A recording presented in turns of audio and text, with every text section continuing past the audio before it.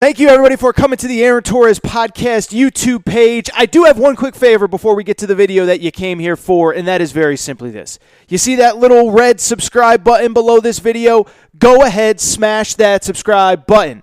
It really does help me. It really does help this channel grow and my audience grow. So go ahead and hit that red subscribe button. And now, here is the video that you came here for. And one thing I would say before I get into the genesis of what I want to talk about, if you hear of any conversation about all sorts of super conferences, ignore it.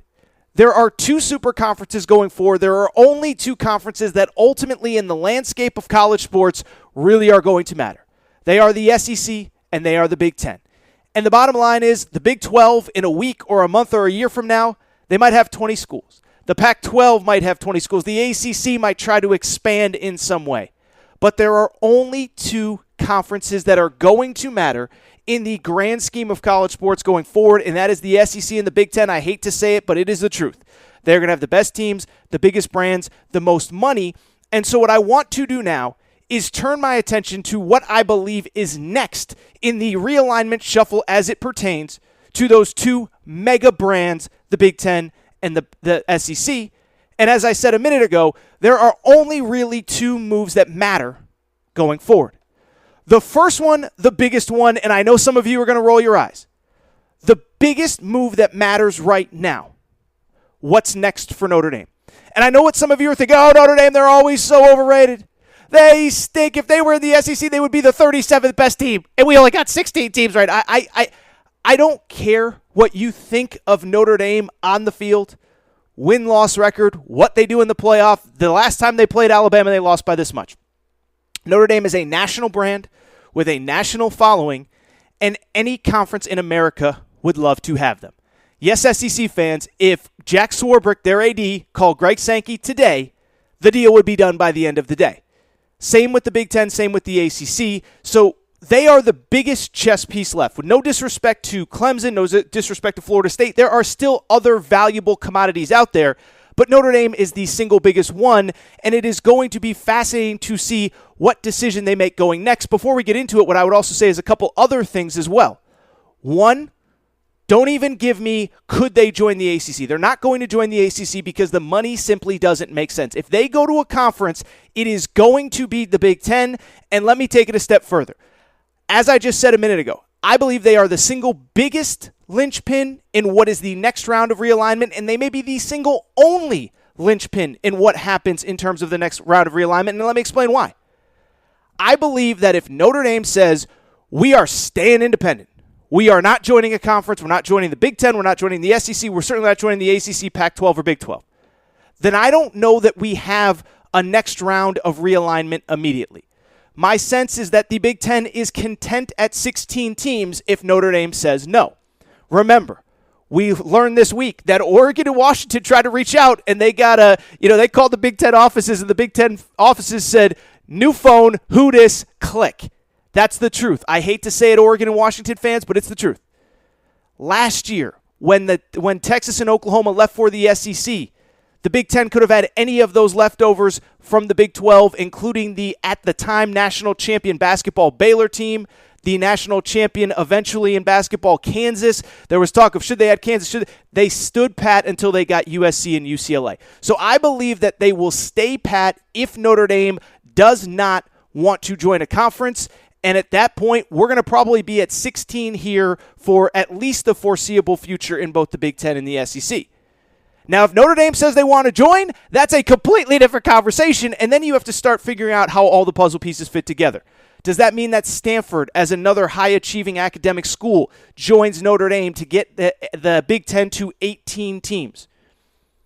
Also would obviously provide some West Coast relief for some of those travel some of the travel stuff for USC, UCLA.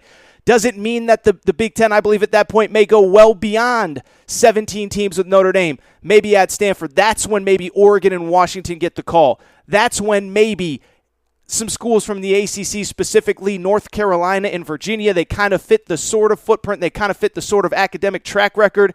Do they get the call at that point? And we're going to talk about the ACC here in a minute. Obviously, if Notre Dame goes to the Big Ten and they get to 17 and they start adding, you know what that means. The SEC is going to actively pursue some of those southern-based ACC schools, Clemson, Florida State, Miami, etc. And so to me, Notre Dame is the single biggest linchpin, and now let's get into what they're actually going to do. Because I do believe they have a sort of fascinating situation going on, and I believe that for the most part, people are actually looking at it from the wrong direction. When I hear the conversation about Notre Dame, it seems as though everybody is focused on the wrong thing.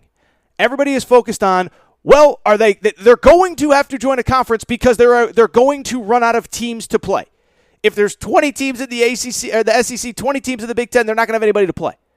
That's the wrong reasoning. It's Notre Dame. It's a national brand. They always rate well on TV. They are always going to find games, even if it means, I don't know how it would all work, but they will find games. That's not the issue. What the big issue is, like every decision in realignment, like Texas and Oklahoma's decision last year, like USC and UCLA's decision this year, it comes down to dollars and cents. And my thought with Notre Dame, at what point does the economic model outgrow even the independence that Notre Dame currently has in the college football structure? Because here's the thing. The reason why Notre Dame has remained independent forever is because they got a sweetheart deal. They got the most amazing setup in college sports, bar none. They're independent in football. They get to travel across the country, play this week in Vegas, play this week in Florida, play this week in South Bend, play this week in New York City. They have a home for all of their non-football sports in the ACC. They get a cut of the ACC revenue. They get millions of dollars from NBC to broadcast their national games at home in South Bend. Oh, by the way, their road games are always on national TV because, again, they're a national brand in ESPN, ABC, CBS, Fox. They all want Notre Dame. So Notre Dame has a perfect setup. It doesn't get much better than that. You know, the only equivalent I could think of is you being married and your wife saying, hey, honey, if you want a girlfriend, go ahead and grab a girlfriend. You want a girlfriend or two on the side, go ahead and grab one. Or, honey, go get a boyfriend. You know, for the ladies, maybe the ladies want a boyfriend on the side too. Their husband annoys them. The point I'm trying to make, it's a sweetheart deal. You're getting the best of both worlds. There's the old saying, you have the cake and you eat it too. You can't have both. Notre Dame has both right now. Here is the thing, though, that keeps getting me tripped up as I think about the future of Notre Dame. That sweetheart deal isn't quite as sweetheart anymore. I'm not going to make the analogy of the wife-girlfriend thing, but the sweetheart deal isn't as sweet as it once was, and let me explain why. And I was blown away when I saw this. So Saturday, I'm just doing my thing, and I looked up, what is Notre Dame's TV deal with NBC? Because I'm like, oh, they must be making money hand over fist from NBC. Well, they're making $15 million a year from NBC. Great amount of money for any school, TV money. It's incredible. When you factor in that they obviously make other money from the ACC because the ACC, of course, broadcasts all of their non-football sports, they're raking in a pretty good chunk of change.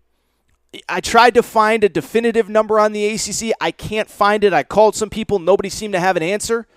Let's call it about $10 to $15 million in addition to the ACC. Let's say that they're making $25 to $30 million a year off the TV contract, one with NBC and one with the other with ESPN ABC as part of the ACC. And I know I'm using a lot of abbreviations here. But let's say they make another 10 from the ACC because they play basketball, women's basketball, etc. in that conference. Let's be nice and round that up to $30 million. Here's the problem with that number. Did you see what the reports are about how much money these conferences are going to bring in when Texas and Oklahoma get to the SEC and USC and UCLA get to the Big Ten? First of all, just right now, just this second, this past year, with no Texas and Oklahoma in the SEC made roughly $54 million per school. The Big Ten, without USC and UCLA, brought in $57 million per school. So Notre Dame is already falling behind. Now they're going to add schools, and the reports are it's going to be somewhere between $75 and $100 million for the Big Ten with their new TV contract, and you know the SEC isn't going to be far behind because of all the big brands that they have there. And so my question with Notre Dame becomes, even if you're making 30, 32, 35 million, which, by the way, is about what most of these ACC schools are making every year, at what point is even Notre Dame falling behind by not joining a conference? At what point are you financially, you're supposed to be competing with Ohio State and Michigan and USC and Alabama and Texas for national championships, and you're bringing in half of the TV revenue?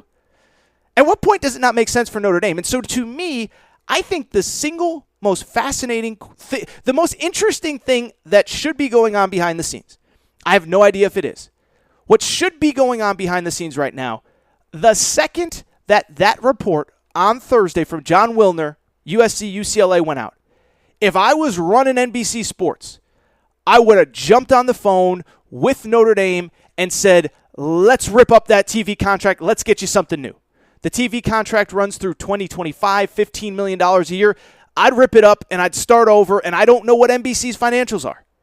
But the idea that you're going to get them at $15 million or even $30 million in the foreseeable future, I just don't see it.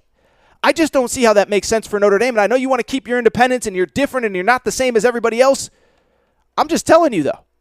At what point is the Big Ten and the SEC making so much money that you have no choice but to join? And so to me, listen, I don't think Notre Dame's necessarily in a rush, but I do think that they have some real tough decisions to make going forward. They can't go anywhere till 2025.